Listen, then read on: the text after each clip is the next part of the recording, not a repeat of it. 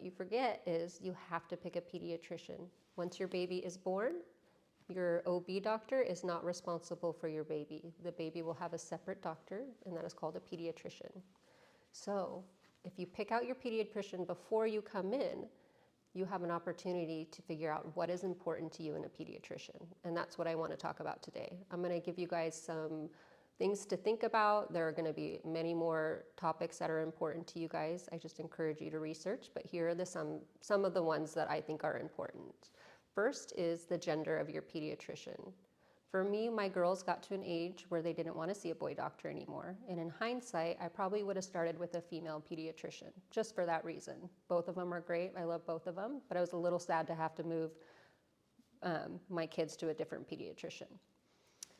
Wait times. So the most popular pediatricians tend to run behind.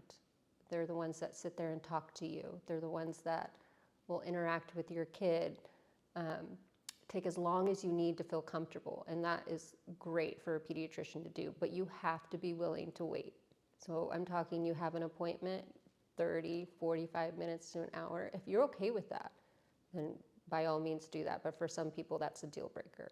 So you can call their office, ask what the general wait time for these pediatricians are, and they should be able to tell you that. Vaccines. So I know this is a big controversy, how do I say this word? Controversy over vaccines. So you can ask your pediatricians or their office before, find out what their rules are in vaccines. Some pediatricians are willing to delay vaccines. They're willing to space them out. They're willing to have you order your own vaccines from different countries. Some are very strict on their vaccines and will not work with you if you're not willing to go along with their schedule. So just keep that in mind. Another one is antibiotics. There are certain pediatricians that are a hard no on antibiotics. There are some that you say, hey, we're going out of town. My kid has chronic ear infections. Can I get a script of antibiotics in case we're gone for 2 weeks? And they get it. Some pediatricians are willing to do that. So just some things to think about. Is your pediatrician big on early interventions? If you're thinking your baby's behind on speech at age 2, are they willing to refer you to start early intervention, or are they let's sit and wait and let's see? A lot of kids grow out of this. Just things to think about. Now, who to ask to find out besides the office? Ask other moms in your play date groups, out around your shopping centers. If you see like a mom with a baby, ask who she uses, why she likes that pediatrician.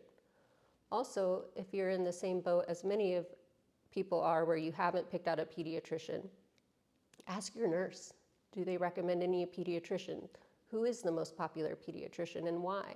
Are there any pediatricians that, well, I don't think they'll answer that, but that you wouldn't recommend, basically. And then also online, people like to rate their physicians, doctors, so you can check that out as well.